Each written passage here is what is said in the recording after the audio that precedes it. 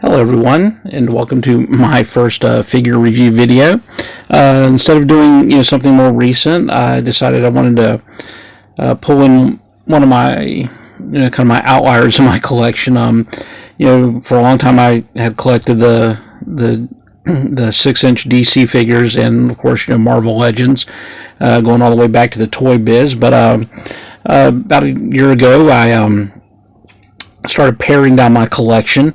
And fairly, just basically all my DC figures, I'd gotten rid of those, and the Marvel Legends figures, all the Toy Biz ones, I got rid of in favor of the Hasbro.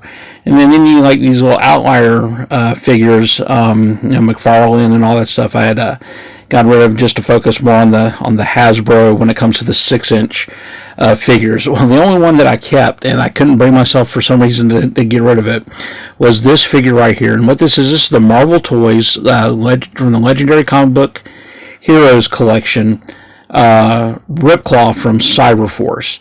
And just for those, you can Google this. Marvel Toys was originally Toy Biz, who had the Marvel Legends license.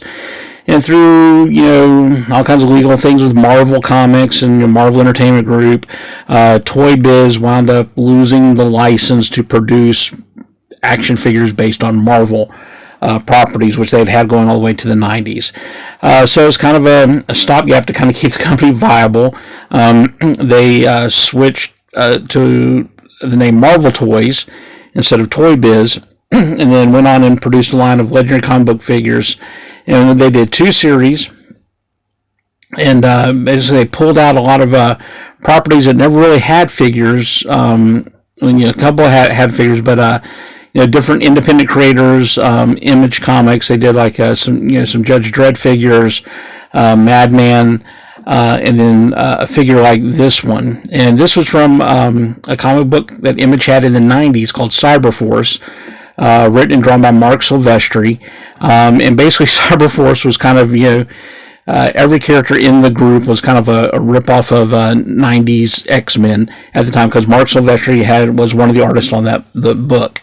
But it was actually a very interesting book. It was the premise was you had a group of mutants that had been taken by a company called Cyberdata and had their mutations enhanced with cybernetics, and then a group of them escaped and formed Cyberforce. And one of them was this character here, Ripclaw, and he was kind of their version of Wolverine.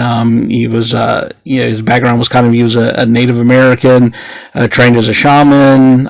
He had kind of an animalistic time, powers. Cyberdata takes and enhances them and replaces fingers with metal claws. It kind of mimics Wolverine's. They only did 2 Cyberforce figures in the Legendary Comic Book Heroes lines. One of them was another guy, Stryker. It was kind of a cable analog. I would love to get hold of that figure. It was a very interesting figure. But what you're seeing here with Ripclaw is kind of, basically everything that went into the tail end of the Toy Biz Marvel Legends line. So just to kind of get in and see if I can do this without knocking over my camera. For those that are familiar with Legends figures, you're familiar with all the same articulation, some of the weird issues they had with the hip joints. They had the chest articulation. Of course, you had Toy Biz figures. They had over here, they had this toe articulation to do some really good dynamic poses. Finger articulation, each finger could move. That was kind of a Toy Biz hallmark.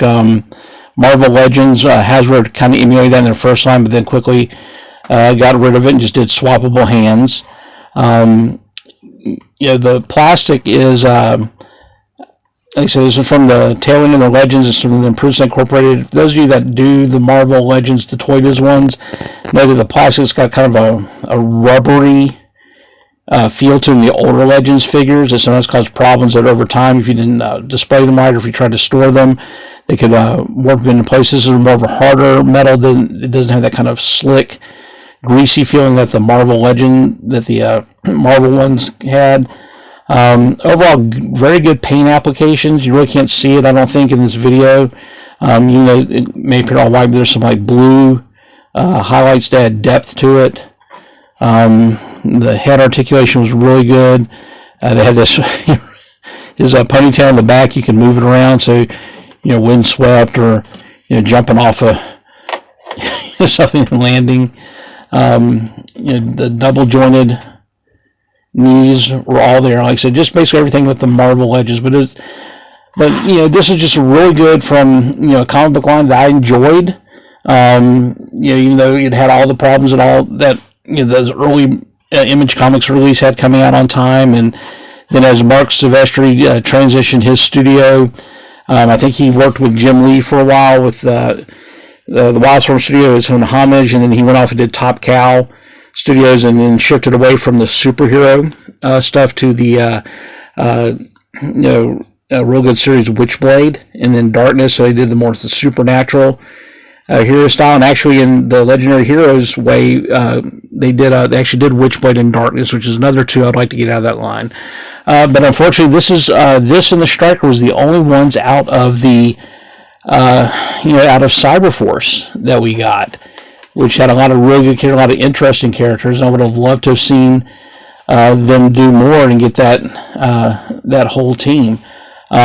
So this is kind of why, like I said, this is 2007, I think, is when this figure came out, and that's, it's just got a nice little place in my collection here, and that's why I just can't seem to get rid of it. Now I've transitioned more to just collecting Marvel Legends, a little bit of Black Series, and the Lightning collection. Hasbro is kind of the king of the figures that I will, keep. This is the only, well, actually I do have one Toy Biz figure that I'll cover in another video, Legends figure that I kept, and I'll explain the reason for that, but this is kind of the only one that I've kept out of all that. Is kind of from a line that had a lot of potential, using characters that kind of, they were a decade too late from their popularity, which probably, I think that's kind of what, probably hurt the line a little bit, not so much the types of characters, but it was just really, a case of bad timing to bring out some very good,